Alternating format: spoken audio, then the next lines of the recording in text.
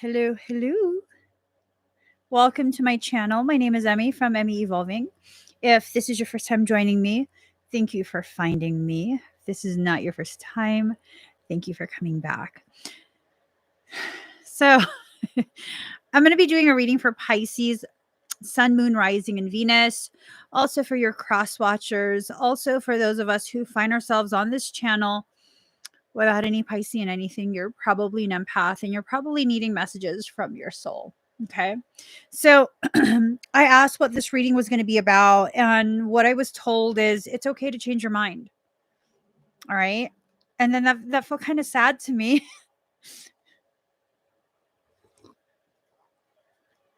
It's okay for you to change your mind, like sometimes we make these decisions based on what we think we know. And then we go through things, we realize things, and what we thought we knew can sometimes turn out to be something completely different. And if that's the case, then maybe it's time for you to change your mind. Who knows? Who knows? Let's start pulling cards. I have some of my cards. I finally found some of them again. Well, my husband found them. My husband found the cards, a couple of them. So let's see. Yeah, I haven't used these since like end of March. It's been that long. All right, let's put that there. Let's get some from here. We'll get it from this deck. Okay. Let's see what we're going to be told. We'll get a couple from here. Get a couple from here.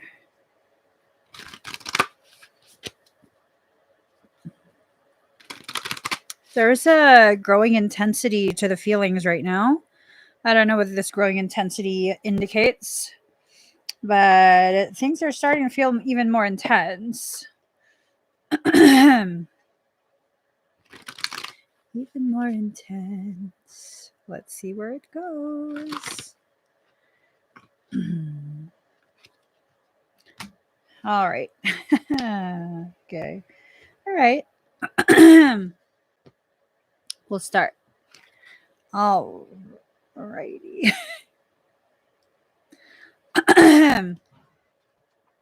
Card number 5, follow your own rhythm. So this goes back to what I was just saying of, sometimes you get in these cycles where you think you understand, you think you have the information you need to make the decisions in an informed manner.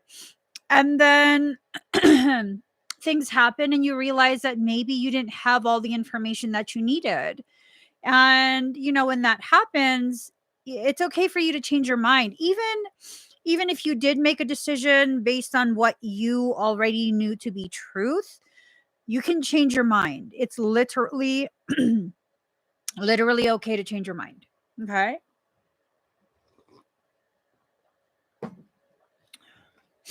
Card number 22, she feels, she knows.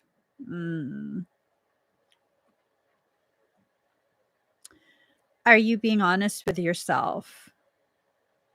There's something that you're going through and you can feel it. This thing has to do with a decision you've made, a decision either to stay or to walk away. It's a decision that was made, and maybe now you're realizing like, oh, okay, well, the decision was too harsh, or the decision was not fair to me, it was not fair to them.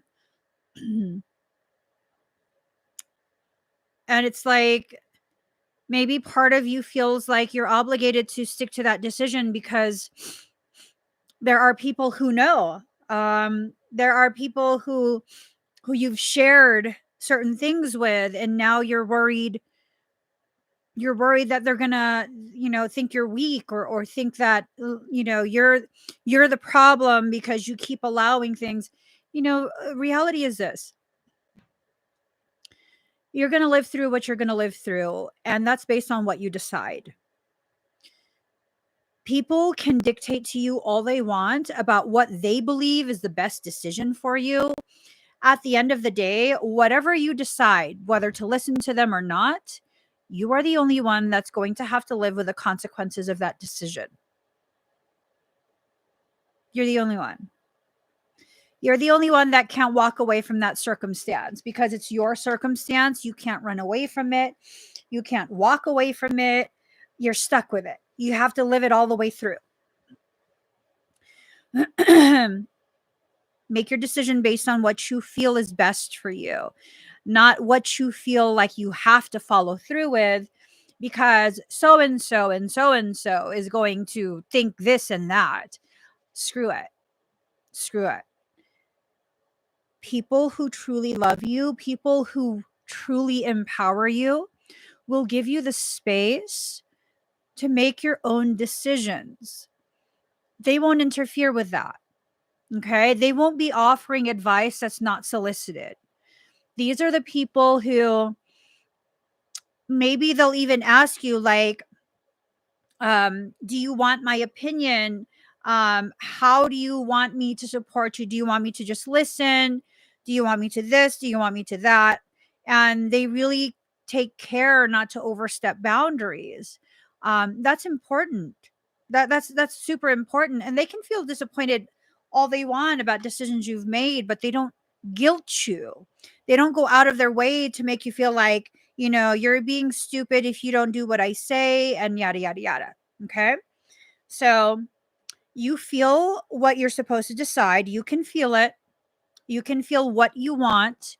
You can feel which direction you want to go in. But it's almost a sense of you're not giving yourself permission because there's some factor that's causing you to feel obligated to decide something else.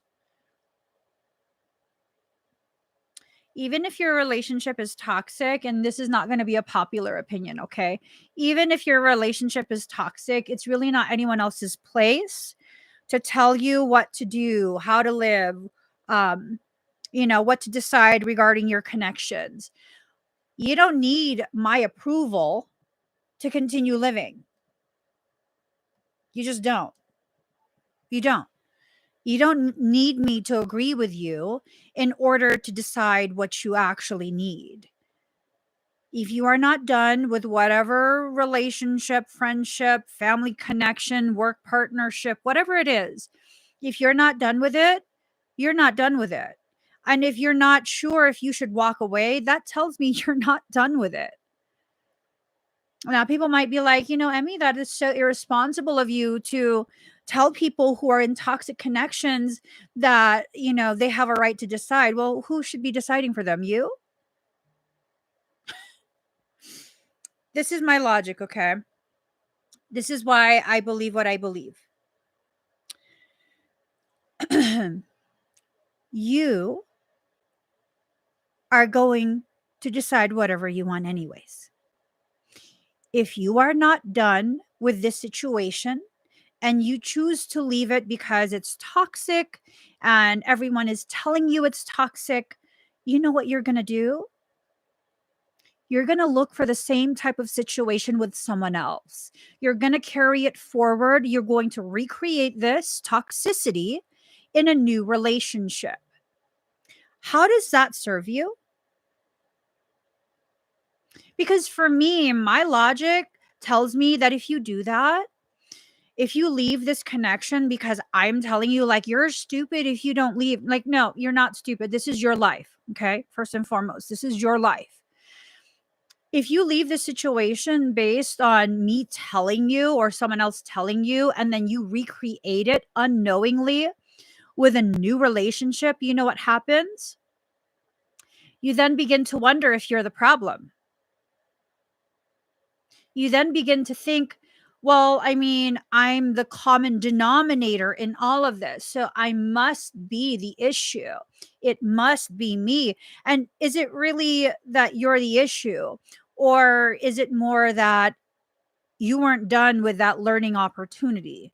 And so it's been recreated with someone else. You know what I'm saying? So there's a lot of difficulties that arise when we allow ourselves to really, really listen to others and give others a kind of power that would allow them to dictate to us the kind of life we're supposed to live. If I had allowed someone to dictate to me how I should live, most importantly, I would have missed out on quite possibly the most empowering, most loving, most healing relationship I've ever had in my entire life. Okay. The relationship with my husband. I would have missed out on being the mother that I am. Hmm. I would have missed out on so many different things. Hmm. Had I listened to other people, I would not be sitting here in front of you, bearing my heart to the public.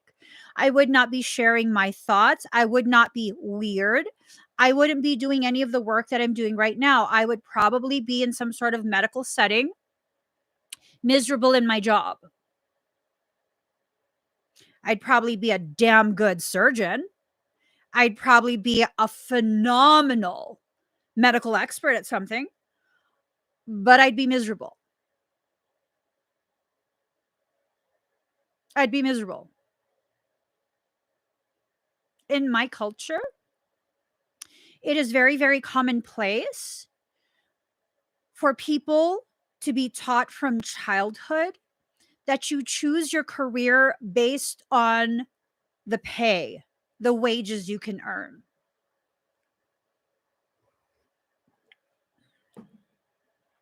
The higher your salary, the more valid the job, the more successful you're seen to be, and the more valuable you are to your family.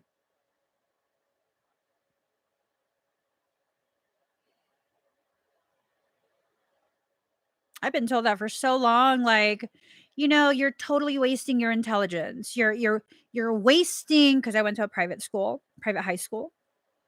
It was a college prep high school, and tuition was not cheap. I've been told this for so many years. That I wasted that money that was spent on tuition, and the books were not free. The PE uniform was not free. You had to pay for all of that. You had to pay for everything. And that I wasted that money by not going to medical school. I don't think I wasted anything. I know I didn't waste anything. I've lived the life that I lived, and it's created such a richness of experience. I tap into such a profound, extremely deep pool of knowledge and um, so many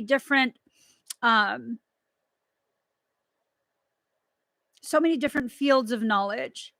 Like so many, I could never actually serve my purpose, my destiny, had I stuck to one field of expertise. I draw from everything, everything that I've experienced, everything that I've learned. It's created such a richness in order for me to serve an elevated purpose. Your life is training you in how to best serve your purpose. I've come across people who have been in domestic partnerships that have been extremely toxic, extremely toxic. And I mean, we can even say that it's been um destructive, that those partnerships were destructive. And I've spent many, many, many a late night, early morning speaking to people over the years where they've cried and shared so much of themselves and what they've suffered through, and just all of these really heart-wrenching things. And one of the things that I hear the most is, why me? What did I do to deserve this? You're not being punished. You're being prepared for something that you don't understand yet. And you might not ever understand it, but keep living, keep showing up, keep being you, keep trying to heal, keep allowing people to be present, keep making decisions for yourself. And quite a few of these people, part of their purpose is to assist those who will go through what they already lived through, who are currently going through what they're living through. There is something to say about receiving support from someone who's lived through what you're living through versus who's just been trained and have never experienced things. There's just something to say about that. I've seen so many specialists for my children. They have complex health. Their health is complex. Allopathic medicine does not work for them. It further compounds whatever issues they struggle through. So many specialists, so many, weren't able to help my family at all, despite how much they tried, despite how much they've been educated and how many years of experience and expertise and yada, yada, yada. You know what changed my children's health? Thank you, Kaya. You know what changed my children's health? The dynamic of my entire family. I came across a naturopathic doctor who also suffered through hyperpermeable bowel. She knew exactly. She knew exactly.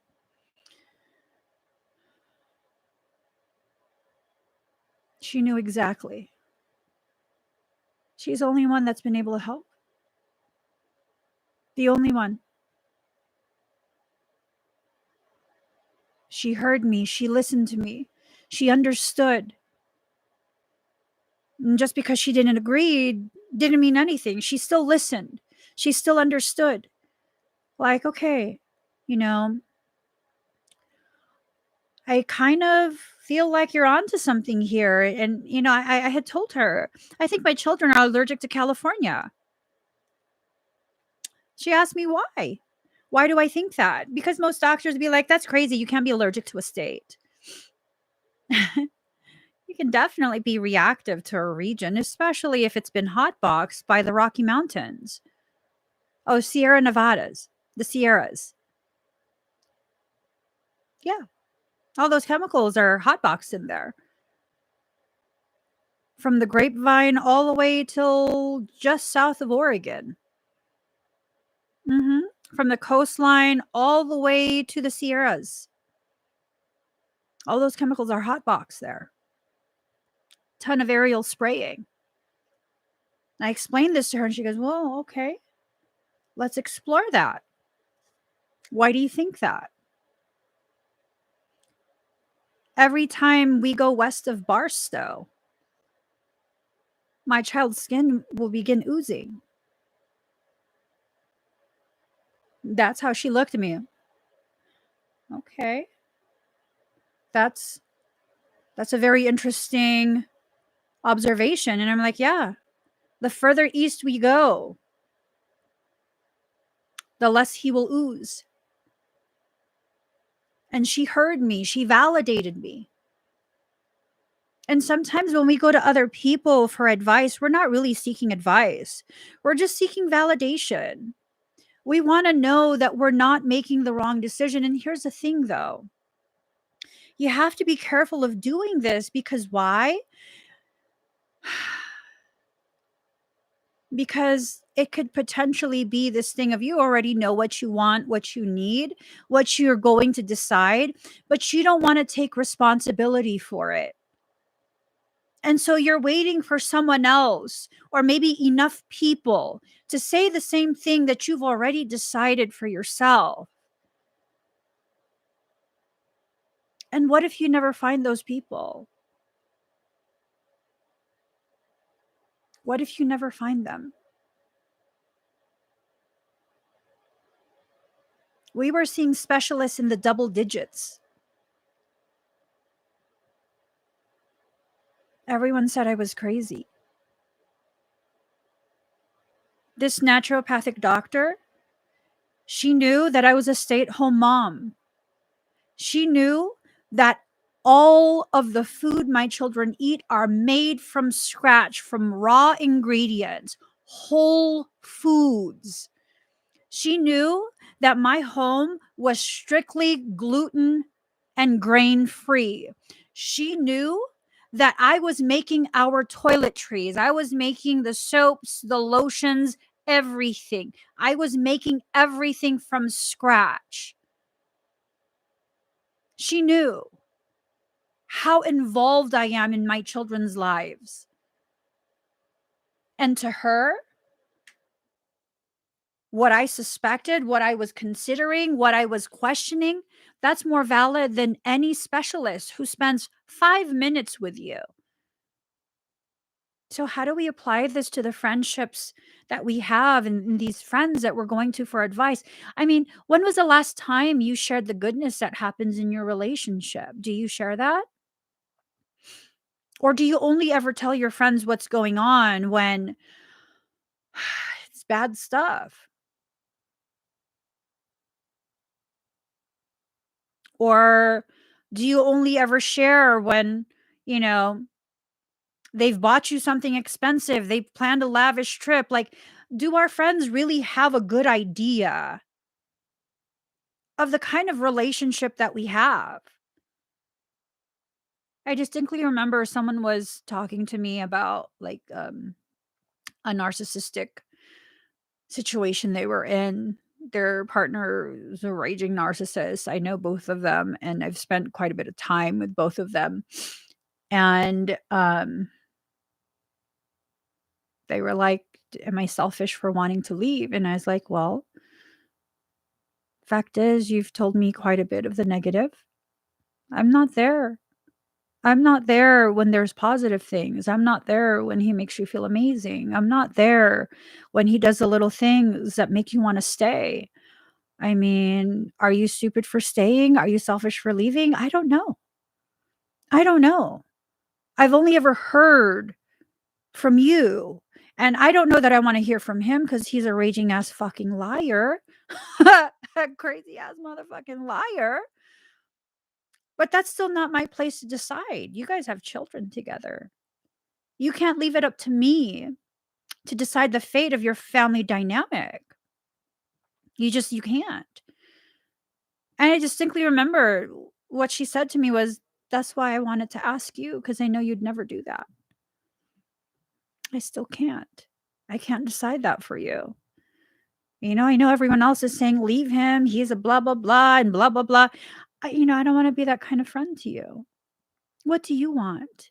And the fact that you're asking me tells me that maybe too many people have been in your ear about what you need to do. It tells me that maybe you're already kind of deciding what you need to do, but you're unsure and you can't leave it for someone else to decide this for you. When you're done, you're done. You're not going to ask anyone. And she's like, I know. And I'm like, you're still asking people though, right? So are you done? She's like, I don't know. It's okay to not know. It's okay to stay until you know. But he's so like, I know, girl. I know. I don't like him. I don't. I didn't like him ever. I didn't. She knew that. I'm not going to talk shit. That's your relationship. I'm not going to talk shit. I don't like him though. He comes into the room, I go mute. I just go mute. I don't like him. Like at all. He thought I was being shy. Like, no, bro, I don't like you. I really don't. And that's the thing. She already knew what she wanted, but she felt like there was still something left to work out. If you feel like there's still something left, if you have to ask people repeatedly what you should do, that tells me you're not done. It's okay to change your mind. It's okay to stay a little bit longer. It's okay to leave a little bit sooner. Whatever you decide for yourself is what you need to experience, but it has to be your decision. It has to be your decision. You have to feel empowered in what you choose for yourself in your life, from friendships to relationships to work partnerships to opportunities to everything, every single aspect of your life. It has to be your choice and your choice alone. Now, that's not to say that you should never ask people. It is to say, though, that people's opinions are just that, they're opinions, and they're based on the limited information that you've shared with them. Okay? That's what it's based in. It's based on the limited information that you share. Most of us don't share everything that's going on. Okay? Most of us do not share everything that's going on. I have so many nuanced details of my relationships, my marriage that I don't share. Oh my god, so does that mean, like, there's bad things that happen? No. That means I'm a private person.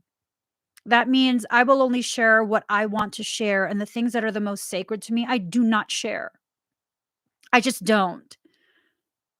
How many of you know the names of my children? Their ages, their favorite colors, what their favorite state is, what their favorite food is, what they look like? How many of you guys know that? No, fuck that. No one needs to know that. That's for me. That's for my family. So if I ask you guys advice on my children, how are you going to give me advice?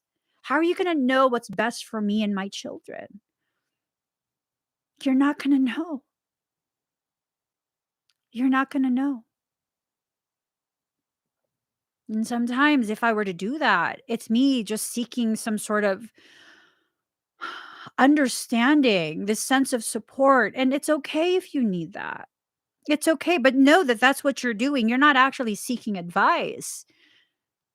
You're seeking this sense of belonging, like someone cares, someone's paying attention. It's nice to have that feeling. It's nice for people to help you to feel that. What's not nice is to give people who are doing that the kind of power that will dictate to you what you experience next in your life. Yeah, that's not nice. That's not okay. It's just not. No matter how good intention they are, their good intent does not negate the fact that they are interfering with your journey. Okay? So, bringing it into form. We're not. It's upside down. It's in reverse. We're not bringing things into form. And maybe this is indicative of you like walking in the clouds, like you can't live in a fairy tale where everything is going to be perfect. What's your definition of perfect, anyways?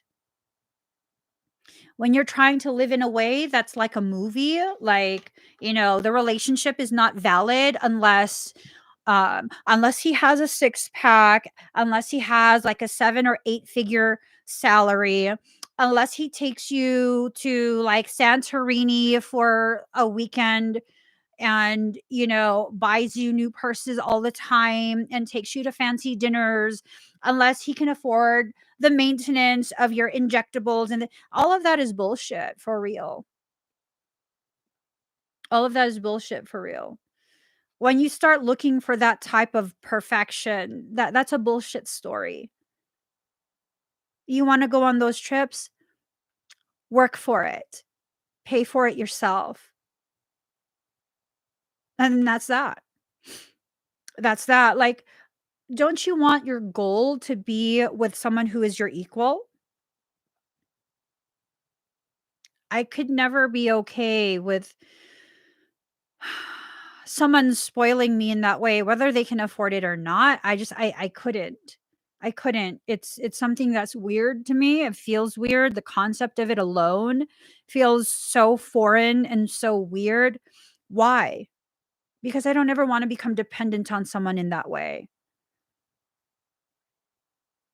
I've seen a lot of horrible things happen when you become hyper dependent on another person. And maybe that's just my trauma response. Yeah, I've lived a life of trauma. So that might just be a trauma response. Who knows? But if it's resonating with you, then maybe it's an indication that either you need to begin addressing the similar type of traumas that I've experienced and I need to address, or it's your soul speaking to you, telling you, like, don't do it. Don't set yourself up that way. Don't set yourself up that way. Who knows? Only you know. So you haven't been feeling inspired. Whatever situation you're in has been causing you to feel quite the opposite. The ability to overcome this, the solutions that you need, it's already within you. You already know what those are, but they're just difficult decisions, okay? And just because it's a difficult decision does not mean it's an impossible decision. Just because it's difficult does not mean you need to now begin considering that you're not strong enough to make it.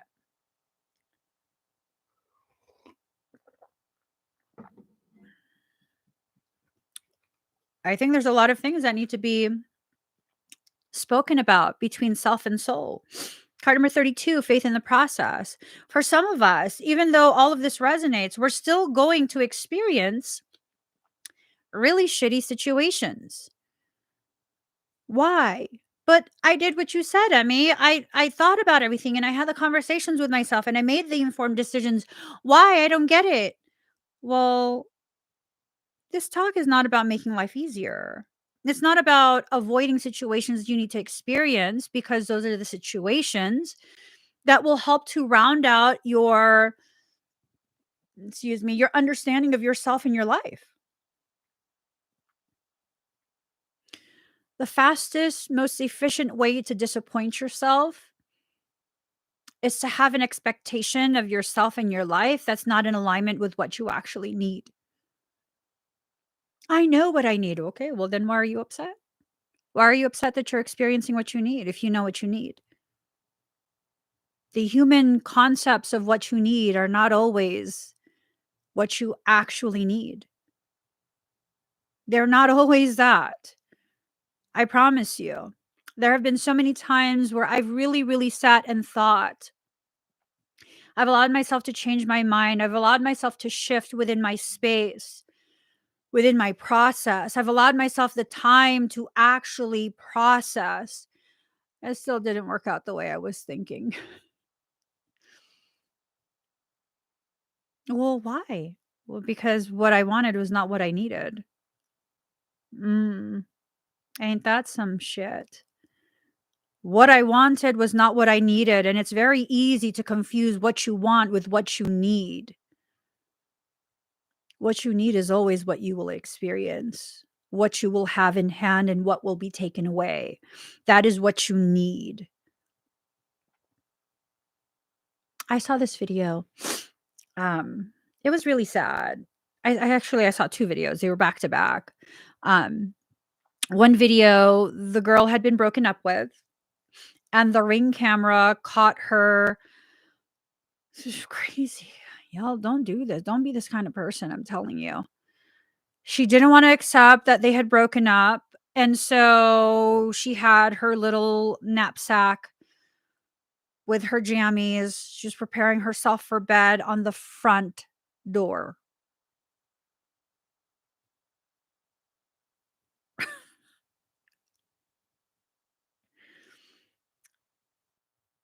She had her sleeping bag rolled out.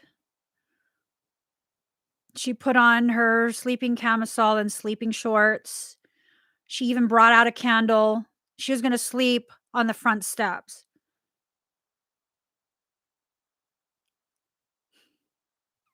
I don't know. I was like, "This is some crazy shit. This is that's that." And then the very next video, it triggered me because I think it was someone else. This man is recording, and his girlfriend is, like, hugged up on him so tight. And he's something like, "Hey, look at this, like, let me go, get out of my way, I want to leave," and she is just hugging him chest to chest and, like, so tight, like, "No, no, no, don't leave," and he's like, "Get off of me, I want to leave, I don't wanna be here, I don't wanna be with you," and she's like, "I will do whatever you want," and I'm just like, "Oh my god." Oh my God. I don't know how to feel about this. It just really upset me. And then I asked myself why it was upset. I still don't know. It really upset me. And it's this thing of like, when you're in that type of situation, I'm not trying to judge or condemn people. You know what I mean? It triggered me in some way. Not sure why, because as far as I can remember, I've never been that type of girlfriend. Like, all right, you want to leave? Go ahead. You don't want to be here. I'm not going to beg you to stay. And it's not about pride. It's just like, okay, well, you don't want to be around me. Okay. Don't be around me. That's fine. And it's this thing of like, maybe these people are being taken out of your life because their presence in your life encourages you to exist in places of toxicity within yourself. When you become so dependent on someone in that way where you just cannot exist unless they're a part of your life, they should not be a part of your life. If it's robbing you of the opportunity to realize how powerful you actually are, they should not be a part of your life. They need to leave. They just need to not be there. That's a gift from your soul. To me, that's a gift from your soul. You don't have the same vision that someone else has. Whatever vision you have of whatever situation you're in, whoever else is part of that is not seeing it in the same way. They're just not. They're just not. Whatever you are carefully crafting as an idea of how this is going to play out is not going to play out in that way. It's just not. Um, Unfortunately, it's not. That's what the cards are showing me. You can go ahead and continue with whatever you've decided for yourself. You can choose to believe that you are the exception to whatever this is. By all means, decide for yourself whatever you need to decide. Card number 15, big bold vision. So for those of you who are actually seeking um additional information because you don't know what to decide yet, have a big bold vision. What do you want from your life? Something that doesn't involve anyone else, not a friend, not a romantic relationship, not a family member, not a business partner. In your perfect world, how is your life going? With details involving only you. And there, that's your big bold vision. That's your big bold vision. That's the thing that you need to allow your life to unfold into. You have to allow your life to blossom into that circumstance. I used to believe that the only way I could ever allow myself to serve my purpose, the only way I could ever allow myself to rise to whatever degree I'm meant to rise to, um, it had to be a team effort. I needed to have other people there with me. I needed to rise together, that we were going to be successful together as a group. No, no, I do it alone. It's going to happen alone. My journey is a solo journey. It's going to be alone. As much as I didn't want it to be alone, it's supposed to be alone. It's supposed to just be me. And then when I get to whatever destination I'm supposed to arrive at, either within myself or my external existence, there will be other people who will also have traveled alone and will arrive at the same place right along with me. They're going to meet me there, whoever they are. Because the end destination has always been the same visual. Standing on a stage in the middle of a stadium with people from around the world there to listen to whatever is said. I'm not alone on that stage. There are quite a few people sitting in back of me, waiting for their turn to speak. We don't carpool there. We all just magically end up in the same place at the same time with the same message. And I don't need to focus on who those people are or how they end up connecting with me and ending up behind me on that stage. I have to just forever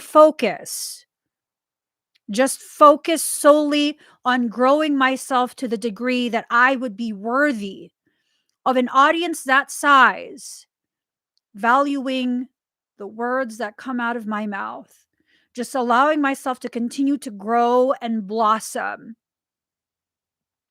And that's it. That's it. I cannot stop that visual from coming to fruition. I cannot force it to come to fruition. I cannot rush it. I cannot slow it down. I can simply either flow or struggle as I'm headed in that direction. And that's how life works. That's how I see life to work. You're going to experience whatever you're going to experience. Some of it is pleasurable, others of it, maybe not.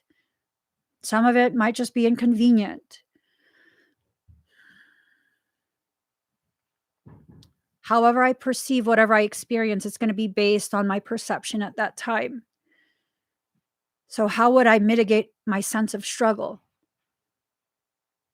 By constantly allowing my perception to evolve right along with me. There is no right, there is no wrong, there is no mistake or misstep. There simply just is causation and effect. There simply are options for me to choose from, and whatever option I choose will then birth the circumstance I then experience. But what if it's bad? According to whom? I've gone through so many situations in life that other people would see as bad. Was it bad? No, not to me. Oh, you're just so strong, Emmie. I don't know that I'm strong. I'm just very aware. And maybe awareness and strength need to become synonymous. Maybe those two things indicate the same type of experience potential and character building.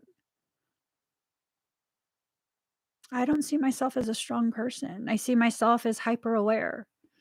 I'm aware of the different things that I go through that create different potentialities of learning. And as I learn through those potentialities, the next potentiality, the next set of options I can choose from, further elevate and amplify the learning I'm experiencing. There are no mistakes. There are no missteps. Sometimes there's struggles. Sometimes there's a flow. Sometimes we need to just get out of our own fucking way.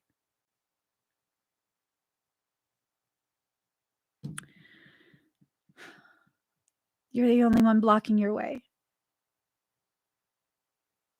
And that includes you placing people in front of you who you know don't have the capacity or the willingness to walk beside you. Whenever you hold on to someone as you walk down your path, visualize it as a lifeless body being dragged behind you. Is there compassion in that? Is there power in that? No, none. I will not put you on a leash. I will not drag you beside or behind me. I only want those who are equal to me, walking side by side.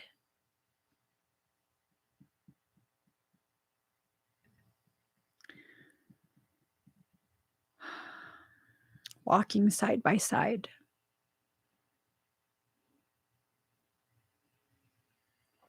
Does that mean I think I'm better than everyone else?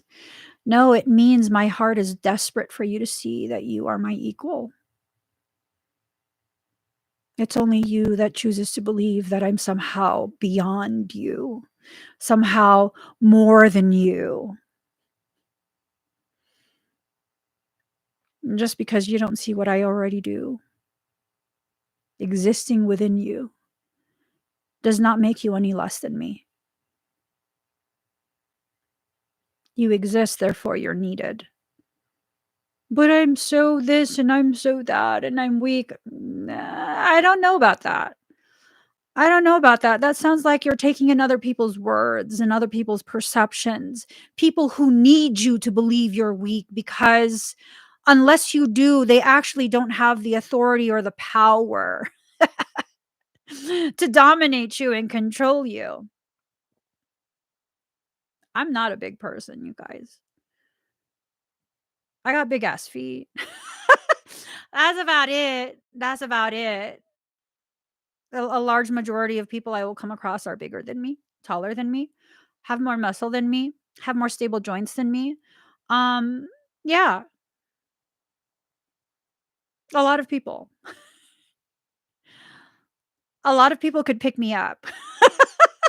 Don't ever fucking pick me up. That's just some fucked up shit.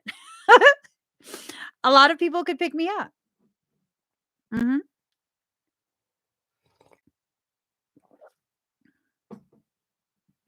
If I was in a crowd of average sized people, you wouldn't be able to see me. You wouldn't. Does that make me less than? No. No. Well, but Emmy, if there are people who are physically stronger than you, who are more, you know, proficient with tactical manners, I don't give a shit. I don't give a shit. Whatever you've accomplished does not mean shit to me. It does not define who I am or my worth. Yeah, I be arguing with specialized doctors. I'm not even joking. I be arguing with medical staff. Like, I don't give a shit if you're a neurologist. You better get You better get the fucking kidney doctor up in here because I wanna see the 2 of you talk. They were okay, so kind of background story, my mother was in the hospital, she was having brain bleeds, and, there's not any medical thing that they can really do other than support her body as it heals itself. There's no surgery, no nothing. They can't bust that clot, nothing. Okay. It involved her circle of Willis, which that compromises the entire blood supply to the brain. She's stable. They wanted to do an exploratory procedure where they inject her with a radioisotope. Mind you, she's in kidney failure. So I'm sorry. Why are you going to inject her with a radioisotope for an exploratory procedure? How will that affect the treatment plan? Well, it would just confirm it. Okay, well, how will that affect her kidneys? Well, there's a high likelihood her kidneys will shut down because it's a radioisotope and she's already in kidney failure. No, nope, I'm not going to agree to that. But it would give us no. Is there going to be a change of treatment plan? No. Why the fuck would you shut her kidneys down? Well, we could put her on diet. No. No, no, no, no, no. Um, get the kidney guy over here. I want to see the 2 of you fucking talk. I want the 2 of you to talk in front of me. Page him right now. So you're a neurologist. That means the brain. You don't know shit about the kidneys. Get him in here. I want to hear about the kidneys because the brain is stable. The brain is stable. And you're telling me there's no surgery to do once you explore the shit out of her brain. So get the kidney guy in here. As a matter of fact, get the heart guy in here too. I want to hear all 3 of you talk in front of me. Oh, but we have different specialties. Exactly. Exactly. I don't give a shit how much education you've had. I don't give a shit if I haven't finished college. I don't give a shit. You're not going to dictate to me something that you know something limited about, because we're going to preserve the whole person. We're not just going to do what you think should be done based on the brain, completely disregarding the kidneys and the heart. Fuck that. I don't think so. And then my mom was like, no, no, no, no, mom, go back to sleep. These motherfuckers going to shut down your kidneys. And she got scared. She got scared. I was like, you on dialysis for the rest of your life? If your kidneys don't perk back up, that's it. That's it. And she was just like, just don't yell. I'm not yelling. I'm speaking passionately because this doctor is over 6 feet tall. And I'm about to his belly button. He can't hear me right unless I speak passionately. She's like, no, you're not going to change my mind if I've already committed to something. Only I can change my mind. Only I can choose to hear what you have to say after I've decided for myself.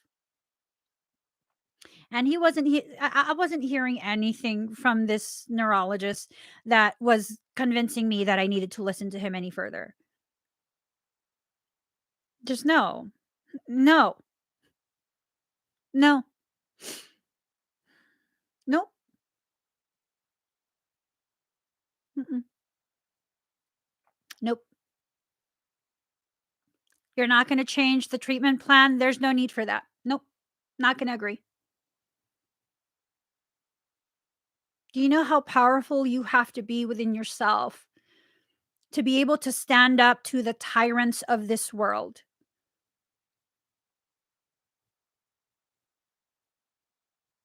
Do you know? Because if you can speak your truth in the face of a specialist and hold your ground, not to prove something, but because in your heart, you know what you believe is the safest thing for you, I would say you're pretty damn powerful. I would say that counts for so much, so much. And this concept of like, oh, but they have all this education. Okay, well, life has taught me. Life taught me. How about that? Yeah, no. Don't allow yourself to be intimidated by other people, by your life itself. At the end of the day, as I said, you deal with the ramifications of that. You deal with that. Neurologist, if her kidney shut down, he passes her off to the kidney guy. Nephrologist. He just passes her off to someone else. Oh, that's no longer my problem. There you go. I already fucked up the kidney for you. I gave you something to work on. Like, no, I don't fucking think so. I don't think so. We have to take charge of our life. We have to ask the questions. We have to. So I recently had this dental appointment, and oh, I was so livid. They were going over my medical history, and the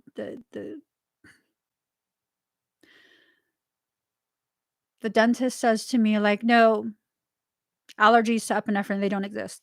That does no. That doesn't exist. It doesn't happen.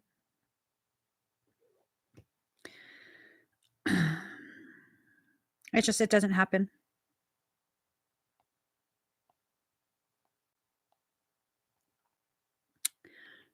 Yeah, he completely dismissed that. And he's like, "Oh, does your throat get a little bit itchy if you inject me with epinephrine?" Well, have a seizure. It's like a crapshoot, you know? We don't really know. I think you have to actually get it in the nerve itself for me to have a full-on seizure. Um, it's a lot of cardiac stuff that happens, respiratory failure, just run-of-the-mill anaphylactic shock. Yeah. I was like, "Oh, no, no, it's just you're just nervous."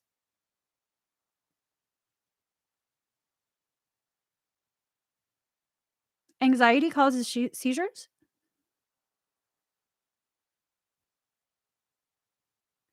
Last I checked, you're not a medical doctor.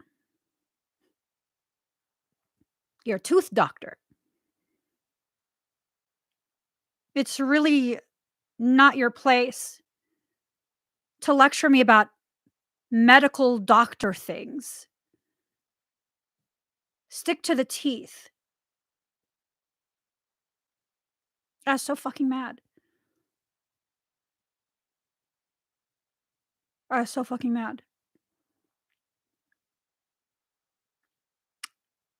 He goes on to tell me,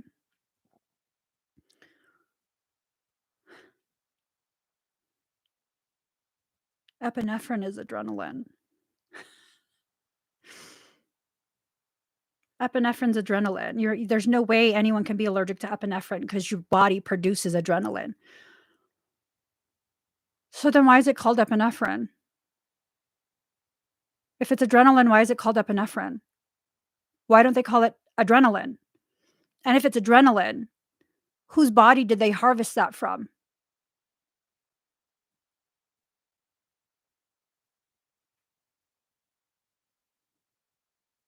Because I promise you they didn't harvest that from someone else's body. I mean, unless you're talking about adrenochrome. At which point, what the actual fuck? Are you serious? You're gonna inject into my body adrenochrome? I mean, really, let me know. Why do they call it epinephrine rather than adrenaline? And if it's adrenaline, who are they harvesting it from? Because that doesn't come from plants. It has to come from a mammalian body. What and who are they harvesting it from? Oh, that's right. It's synthesized. So it's not adrenaline. It's not adrenaline.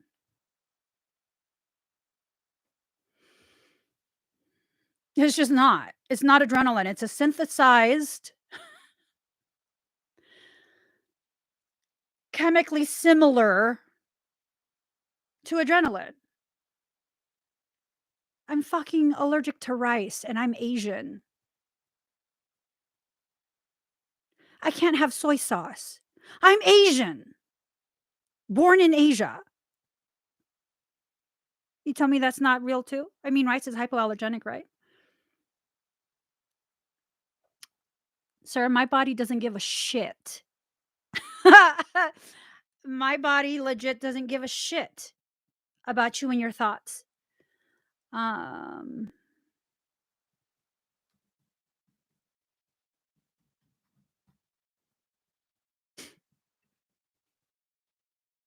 and people will continue to try and advise you on things.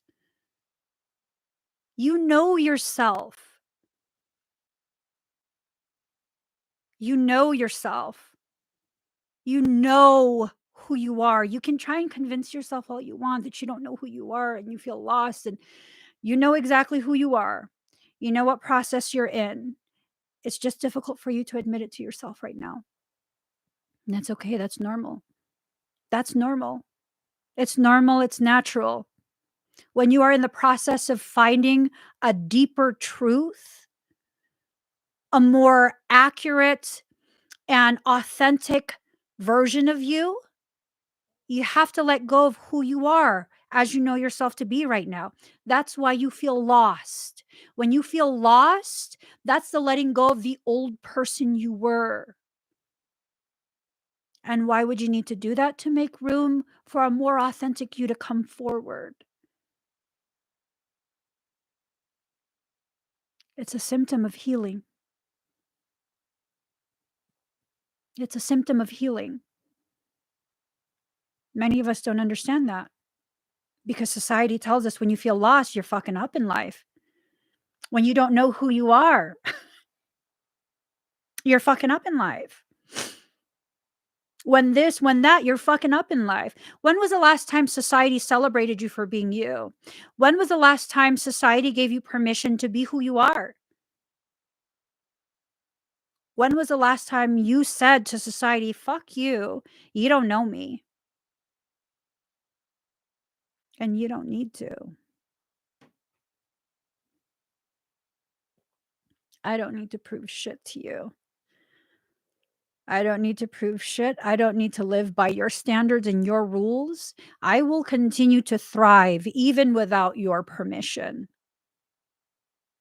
I have never felt more alive, more successful, more in alignment and in tune with my purpose and my truth than when I finally stopped playing to people's bullshit.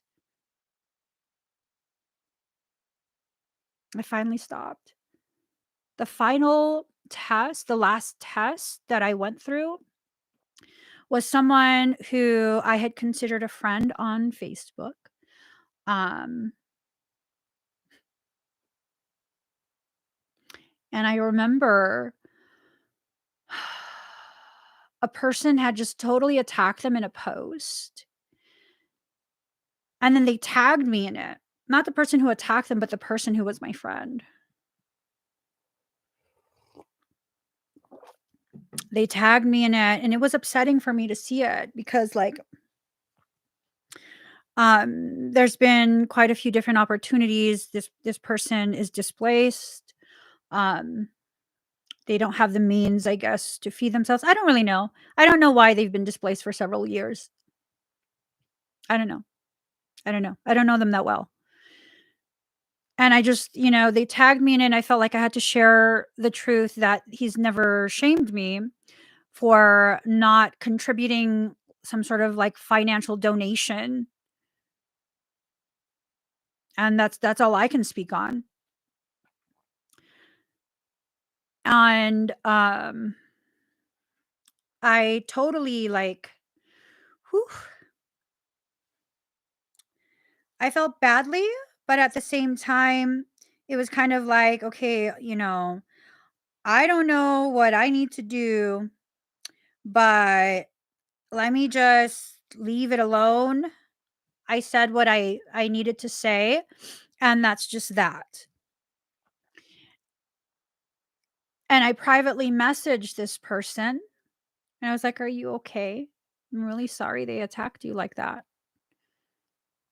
And they didn't see it for quite a few months. They didn't see that message for quite a few months. And then several months later, I guess they opened the message and they responded with, and the energy of it was just shit. It was shit energy. They responded with, I'm not all right, hun. I need money for food. You know my situation. Now, there's been several times where I've considered launching some sort of campaign, a donation campaign, at least short term, to get them some funds so that they have food and yada, yada, yada.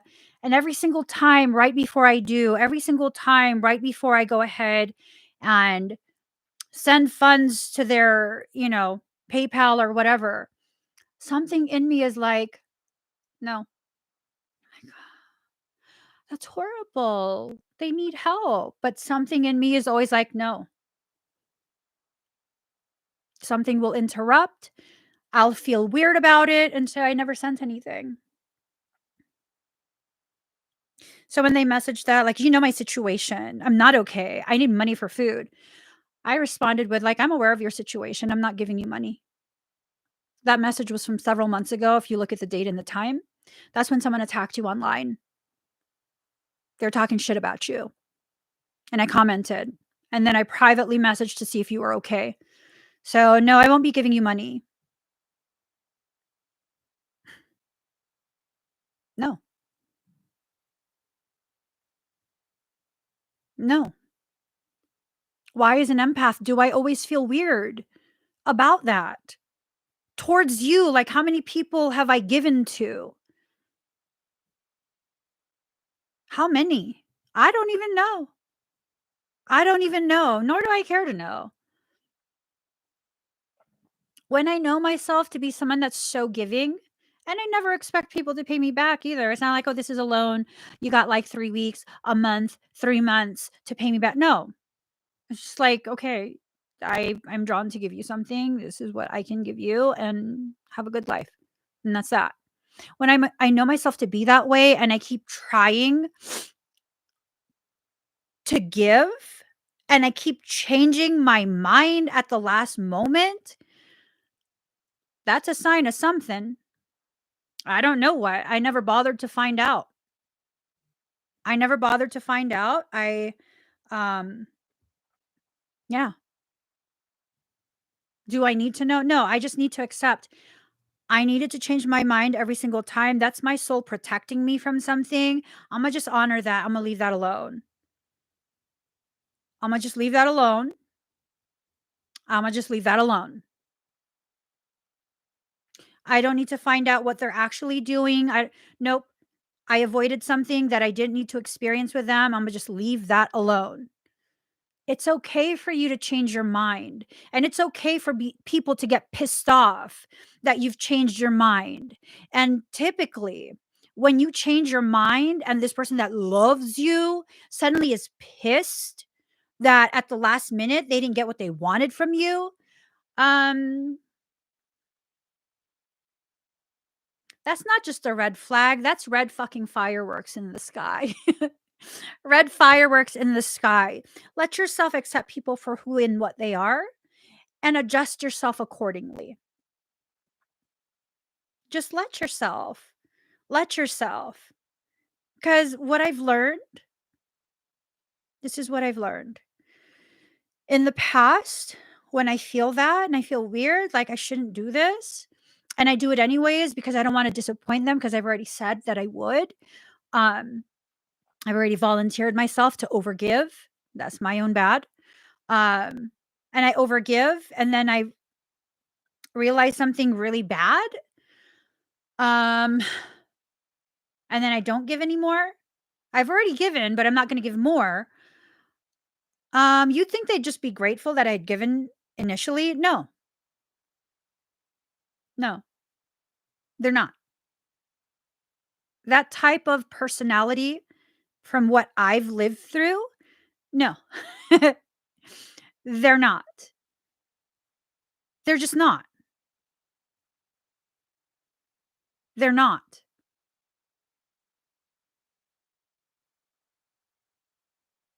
That's who they are. They've convinced themselves that they're in a bad situation that they're stuck in,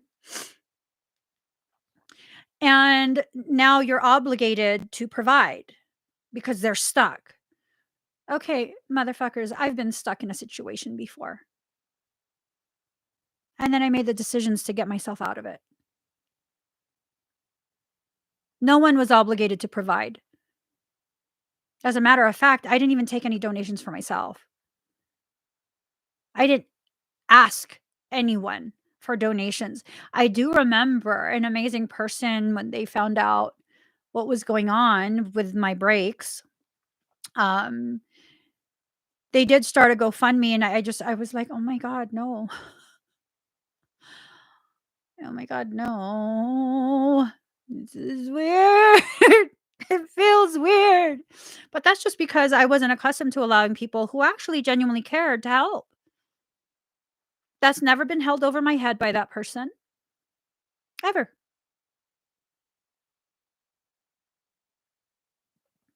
Figure out who you are.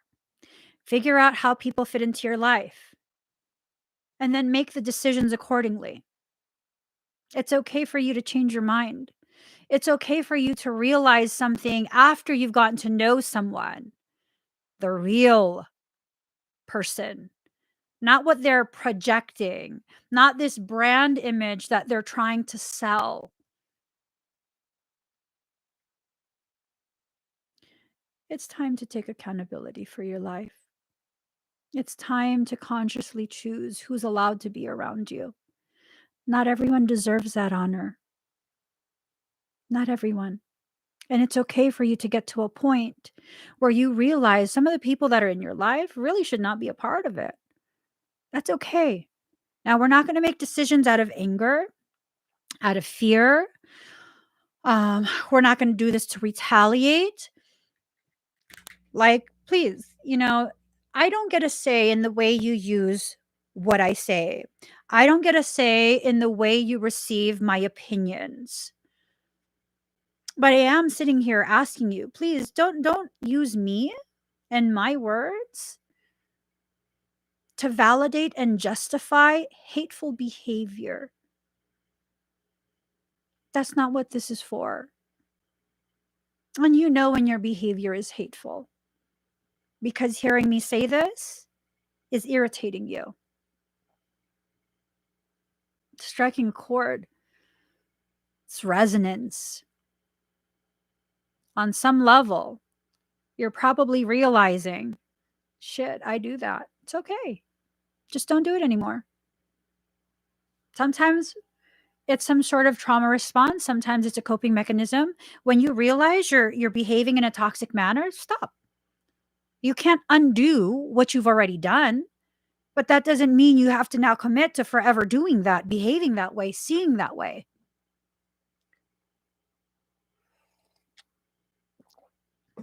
The moment you become aware is the moment you're now held accountable for your behaviors and your decisions. Card number 43, inner life. Your inner life is a garden to be cultivated. You're the only gardener in charge of your garden. You can't pay someone else to do it, okay? This false sense of like you can purchase sessions to completely alter who you are and your energy, that's a lie. My sessions can assist you in the process. The moment you decide to revert back to being douche-tastic, it will go back to that. 100% of your energetic situations stem from you. Are you saying I'm parasitic? No, I'm saying something within you is toxic and it creates voids, empty pockets that parasites can occupy. Does that mean you're a bad person? No. That means you need to begin addressing the voids. You need to begin addressing who you are, what you don't like about yourself, why you don't like that about yourself, and what other type of characteristics you can bring forward to replace that, because you can't just have a void existing within you. Society tells you if you have a bad attitude, just get rid of the attitude. Okay, so then what's left? In order for you to fit in that box, to be more palatable to the general masses, you have to get rid of everything and anything that's unique to you. Right? So Rihanna pops in my head. Like, she's badass, right? She do whatever she wants. She's just badass. She say what she wants. She act how she wants. She dress how she wants. She owns her shit. But here's the thing. Is she really badass, or has she just been nominated nominated to fill the role of that feminine fatale, that badass?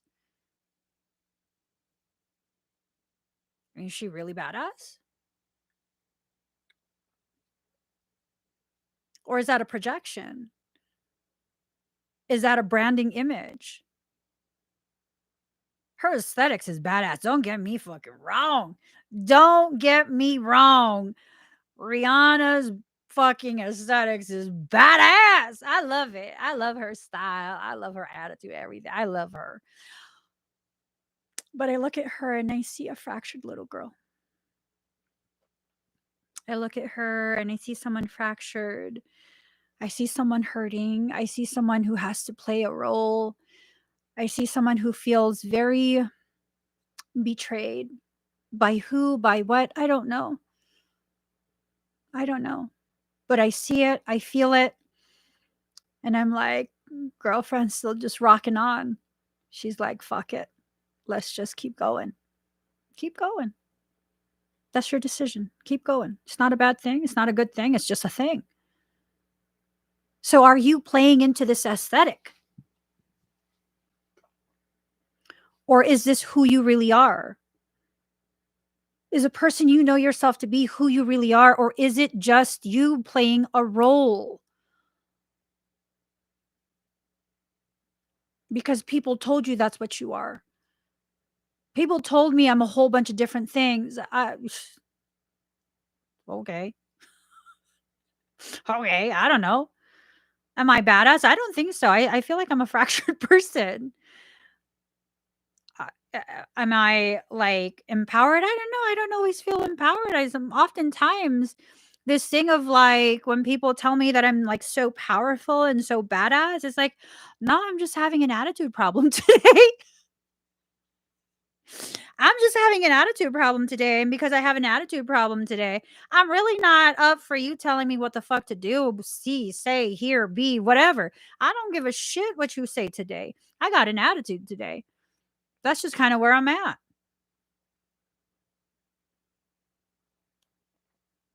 and that's the truth of who I am. I'm a very sensitive person, extremely sensitive. Um, I'm also difficult to fracture. I have to let you in before you are able to fracture me. I don't let most people in. So when someone fractures me, oh god, it's destructive. I'm extremely sensitive and extremely fragile. Is it weak to say that publicly? Like, "Oh my god, why is she saying this?" Because it's the fucking truth. It's the truth. I'm a fragile person.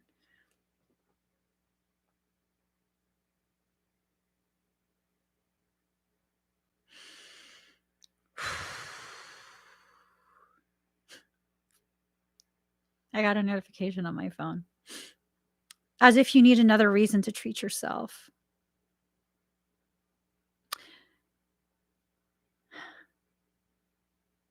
An offer to help you celebrate. Just in time.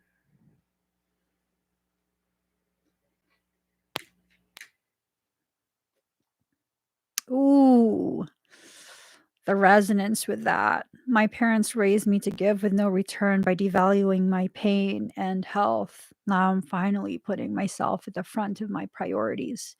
You could only have one priority. By definition, a priority is the only thing. It's the only thing. There's no list of priorities because then that's not a priority. That's a to-do list. You ever notice how society tells you to put yourself first and love yourself, but only in the way I tell you, and never when I don't want you to? And then society takes it a step further by saying, unless you learn to love yourself, which I'm not giving you permission to, then other people can't love you. So in reality, I control all that. You don't get to love yourself, so no one else will love you unless you do what I want you to do. And if you do what I want you to do, then I'll validate you, and then other people can validate you as well. But unless you do what I tell you to do, when I tell you to do it, in the way I tell you to do it, I mean, you're pretty fucked. I don't think so. I don't think so. I don't think so. I'm not gonna do what you tell me to do when you tell me to do it the way you tell me to do it. I'm gonna sit and question you, and if you don't like me questioning you, get the fuck out of here.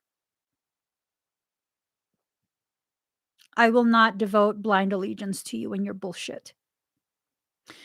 And maybe that's how we have to see when people begin to try this process of dominating you and your thoughts and manipulating you into believing you have to do what they say because they're right. According to whom? According to you? Well, how about you're wrong all the fucking time? That's how I see it. Anyone who thinks they're right is wrong 90% of the time, and that 10% is a fluke. It's just a fluke. Don't let people fuck with you in that way. Card number 27, renewal. Regeneration begins with decay. Let it all rot. Let it all rot. And I think what's going on with society right now and with social circles is that the status quo is rotting.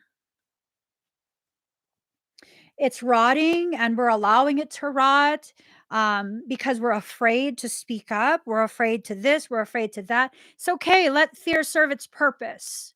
It brings your attention to the things that you need to pay attention to. Let fear serve its purpose. Let it all just fucking decay. Hmm. Excuse me. Oh, look at that. Card number 14, wishful expectations. Acknowledge the smoke and mirrors in your life for what they are.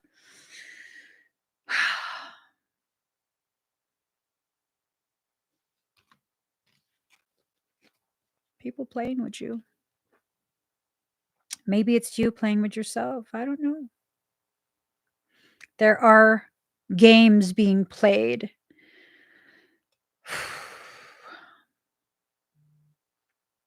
And the games that are being played, you have to make this decision.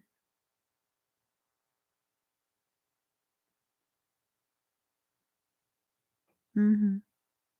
A flurry of winter lows. Why the fuck am I getting nothing but messages from airlines? What is going on? I keep getting messages from airlines right now. Card number 37, transitions. You have all of the inner resources you need to cross whatever bridges arise on your path. Mm, yeah, bridges. It's so selfish of you to put yourself first. You know, when people tell me there are instances where people have made statements similar to that. And I know what you're saying, Christy. Um, in those rare instances where like, oh my God, you're so full of yourself, Emmy. My chosen response is always like, so what would you rather me be full of? You? Yeah, me be full of you. You want to see yourself showcased? How about fuck you? Start your own live stream. How about that? How about that? You want me to say what you're saying? No, start your own motherfucking live stream because I'm not your puppet. You're not a ventriloquist. You suck. That's my chosen response. People tend to not like it. Good. I was hoping you wouldn't so that you stop coming around. You know, that's how I approach it. That's how I approach it. Let me match your energy so you can feel how stupid it is. And if I got to make you mad so that you no longer come around, by all means, let me pick a nice button to trigger you with. By all means. The people who are like, it's so selfish of you if you do put yourself first. These are the people who benefit the most from your martyrdom. They're the ones who benefit the most. And I was so freaking sure people were saying that to you. I was so freaking sure of it. See, the problem, Christy, is not that you're selfish. It's that you're still apologizing for existing and understanding that you're worth more than what you're receiving. That's the actual problem. That's what they're mad about. Because the moment you begin to put yourself first, the moment you begin to really allow yourself to recognize um, you are what you need to focus on. Oh my God, the clusterfuck that happens from that. People are just like, oh my God, can you believe? Yeah.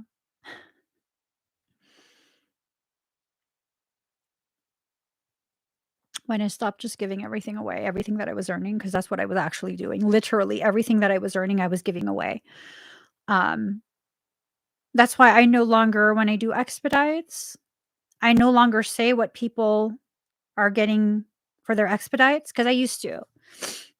Just to confirm for people who are receiving the expedite, like I'm doing this, this, this, and this, so that you know what I'm working on. I used to do that. And then I realized there were some people who were actually watching the entire live stream. Anytime there was something being paid for in a live stream, they were keeping tabs of how much I was making per live stream. And then they were also keeping tabs of who I'm giving money to and buying things for. and then calculating how much I'm keeping for myself and my family. Crazy, right? Right?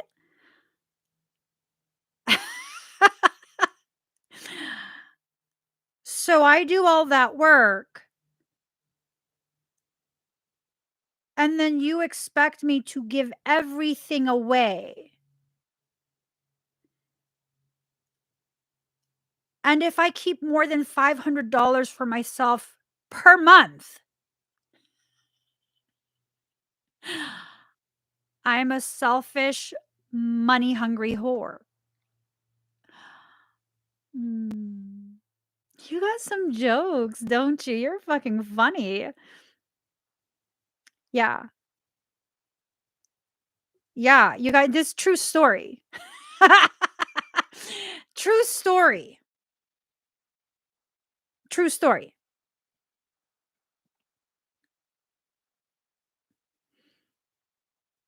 Yeah, true story.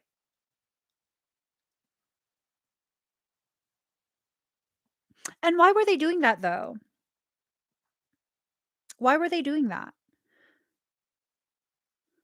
Well, because they had convinced me to go to where they live because I was just gonna help. That was it. I was just gonna help and then I was gonna be gone. And in the time it took me to get there, which was like a couple days, um, they had then began to calculate, well, she makes X amount every time she sells, she does auctions, and then she does expedites and this X amount. So that's all gonna go to me. And then she's gonna promote some of my stuff too. And that's like X amount of thousands of dollars per month that's gonna go to me. Plus, she's also doing a GoFundMe for me for some ridiculous amount. And then I'm gonna keep all of that, insurance FEMA money because that's mine.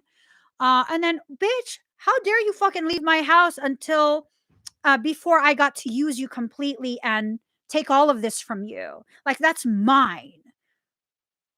What's yours? What's yours?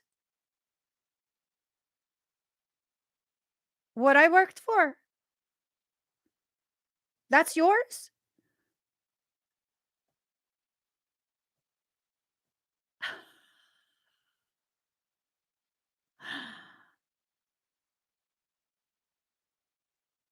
No. How about no? How about no? That's a lot of work for what? What's the point of all that tracking? Oh, because there were several group chats. There were several, like, "Let's hate Emmie" group chats that were taking place. And, I'm assuming it was this thing of, like, they thought I was weak because all they'd ever seen was me being nice and giving. That's my bad. I didn't show people that I fucking have balls. Um, so that was my bad.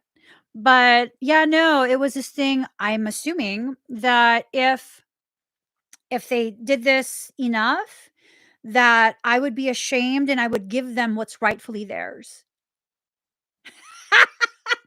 Like, bitch, the fungus on the walls had gone to your cock ass motherfucking mind. What fuck? What? What fuck? uh, yeah, that lasted for quite a few months. Actually, was it like a year? Year and a half? Maybe even 2 years. I don't know. That lasted a while. That lasted a while. A while, and then they would recruit people.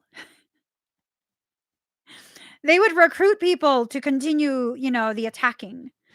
Um, I don't give a shit. Now, after that point, I really don't give a shit. I really don't. Say whatever you need to say. Because, okay, you're in a flood. Everything's destroyed, right? That's what you said. Everything was destroyed. Your entire house was destroyed, is basically condemned. All the drywall had to be ripped out. Um, you said all of your personal belongings were destroyed by the flood. And then after I left, you said that I went there and I stole from you. So, but here's the thing. You said everything was destroyed, so what did I steal?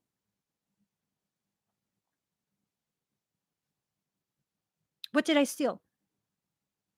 Because either everything is destroyed and that's why you got me to come down there, or you lied and nothing was destroyed and I stole that.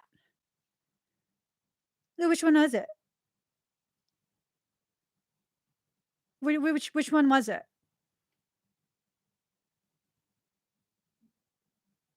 Like, don't ask questions, just listen. I'm the victim. You got to be careful of people like that. It's okay for you to change your mind. It's okay for you to finally see the truth of who and what a person is and change your mind and move forward from it. That's 100% okay. And my entire life has been one big lesson of, if you don't change your mind, this will continue.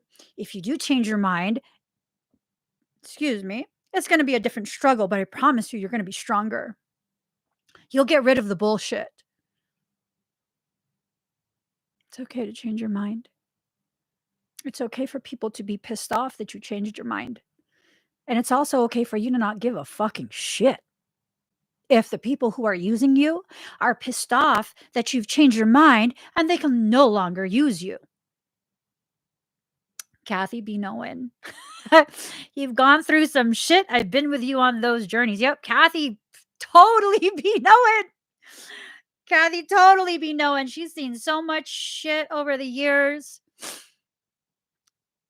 Kathy, honest question, and I don't know what you're going to say.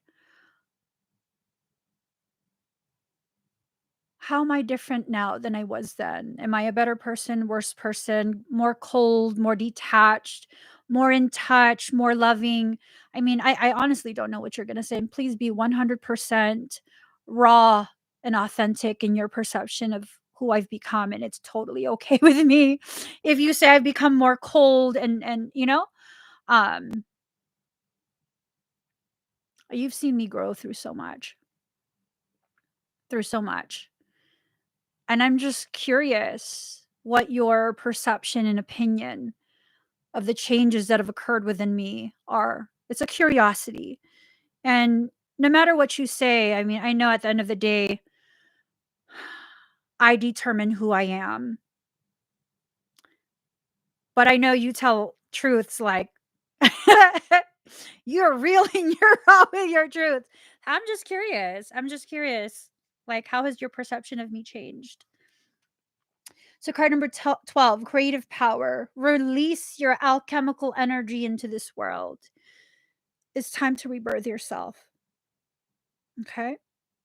It's time to rebirth yourself. Moving forward, the first step is taken within our stillness. Ooh, that's powerful. The first step is taken within our stillness. You have to first allow a stillness to occur within you. You have to first let all of that distortion and people throwing rocks into your water, let that all go. Allow the water to get real calm, just real calm, so that you can see. You've got balls now. Oh, yes, you've changed, stronger, standing up for you, finally. And I never used to, huh? I never used to. I used to let people get away with all kind of shit.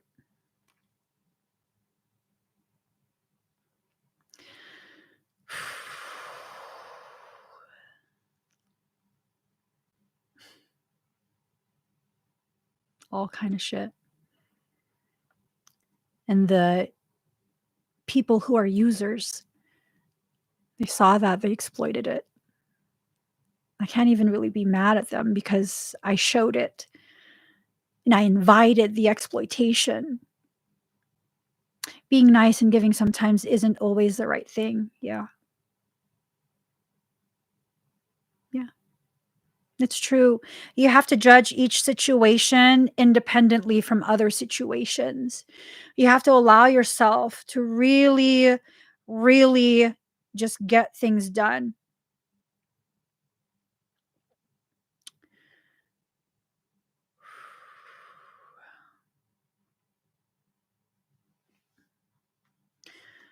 Michael says,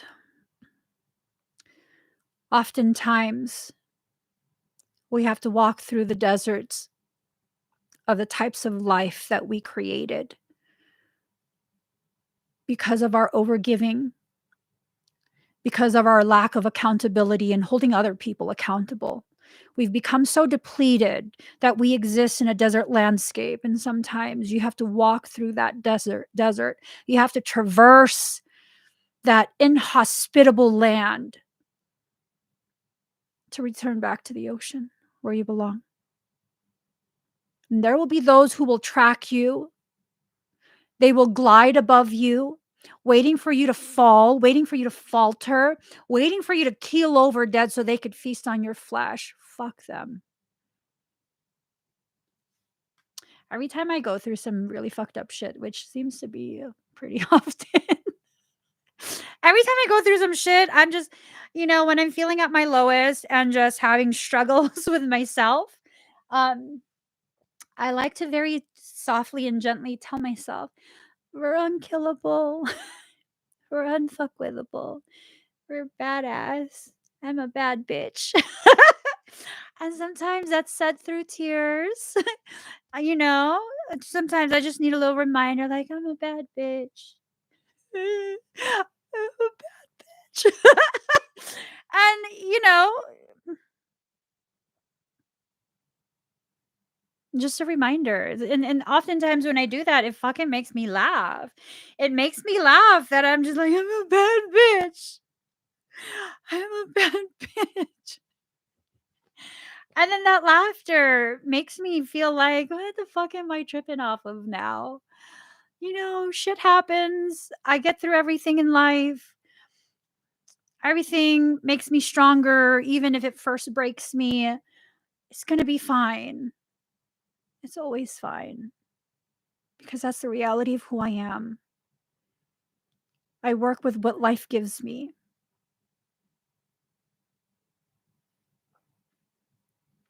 I work with it. I don't sit there and complain about it. I work with it.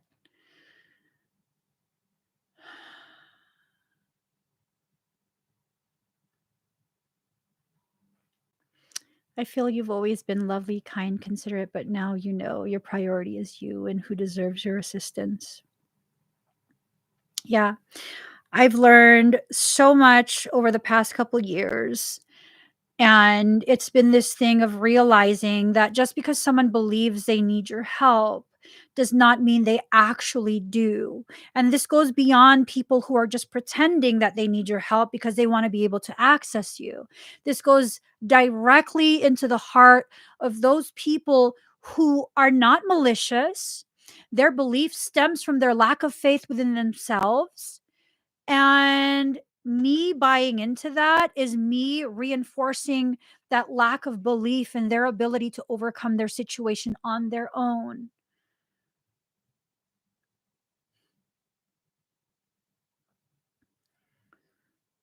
That includes, when people need to take additional measures to be able to save up for a session.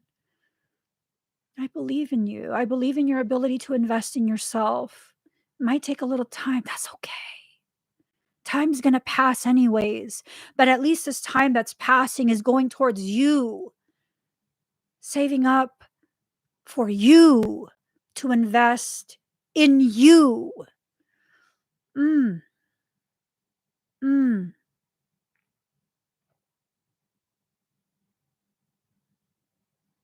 If you want water, you have to leave the desert. If you want water and you can't leave the desert, you have to know where to look. That's oftentimes deep underground. That means you have to go deeper into your truth, into your wealth of life experience. Because people like us, we've experienced so much in life. Stop seeing that treasure trove as nothing but evidence of how people fuck with you and you're weak and you're a target and you're a victim. No, no, you're none of those things. You're none of those things. And frankly, I'm getting sick and tired of you believing that you are. You're none of those things. But so many, I don't give a shit. I don't give a shit how many people. I don't care how many people have misunderstood you, used you, abandoned you, whatever the fuck they did to you. I don't give a shit. You're none of those things. You're none of those things. How can you be sure? Because I'm fucking psychic. Because I'm fucking psychic. What? But there's no buts. How do you know this? How do you not? When have I lied to you? Hmm? Hmm? When have I lied to you? When have I just said things just to be nice? I mean, really, I have no problem being mean. I don't. What? I can't pretend that I'm nice all the time. I'm not nice all the time. The fact that I'm saying this should tell you it's the actual truth. But Emmy, you said like, general readings aren't for everyone. If this message wasn't for you, you wouldn't be here right now as I'm saying it. What? I don't say things to get clients. I don't say things to soothe your feelings. I speak truth, and oftentimes it hurts your feelings. If you can accept the truth coming out of my mouth when it hurts you, why the fuck can you not accept the truth when it empowers you? Stop that shit. I'm just saying, stop that shit. No buts, just like my ass. I have no butt. So no buts.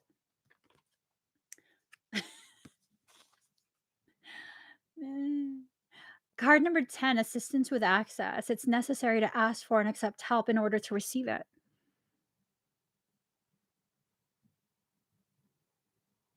There. You asked for help, but you ended up here.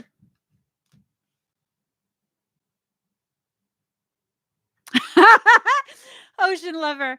Chidi, it was so funny when you asked Emmie, how do you know? We were like, fam. I'm just saying. I'm just saying. I really should use my gifts to win the lotto. I really should. I just don't. I don't know. I heard there's like a lotto curse. I don't want none of that. Just saying. Fragments. Ooh. Um, you've been fragmented in your attempt to fit into boxes and stuff. You've splintered, fragmented, all of this like really painful stuff. mm. hmm Specialization. You specialize in healing.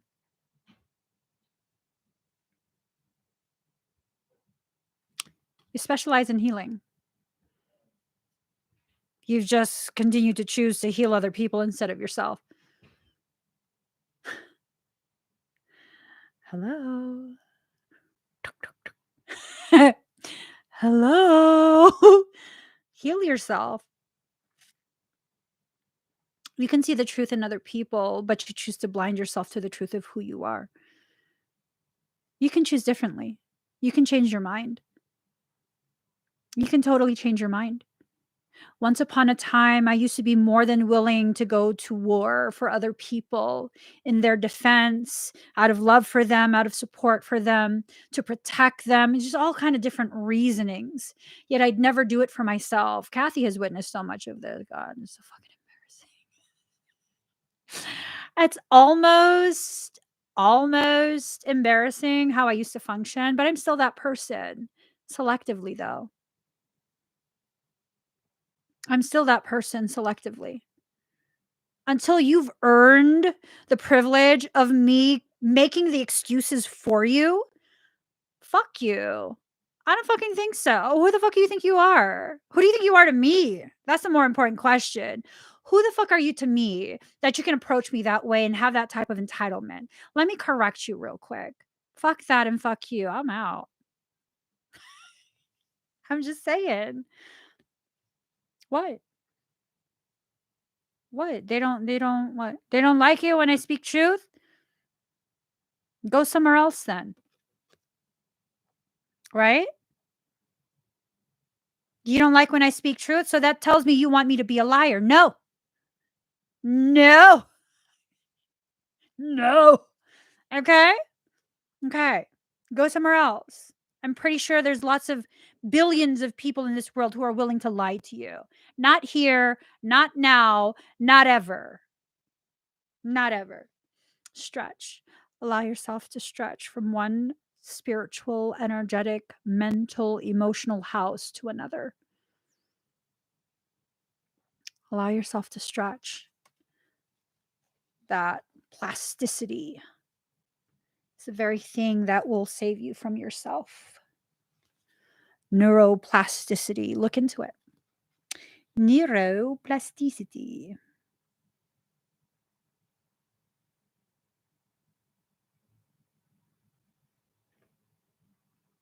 I don't know. It's Gemini's. Card number 29, fifth house, creativity. Let's see. I don't know shit about astrology. It's a foreign language to me. A language that's galactic.